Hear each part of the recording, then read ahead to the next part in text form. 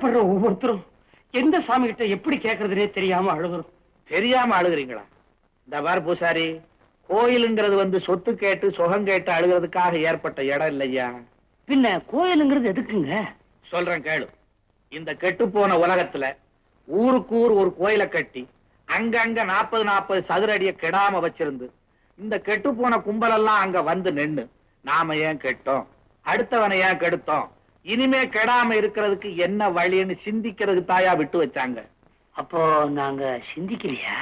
எங்கய்யா சிந்திக்கிறீங்க? நீங்க கெடுறதுக்கும் அடுத்தவனை கெடுக்கிறதுக்கும் இங்க வந்துதானே பிளானே போடுறீங்க.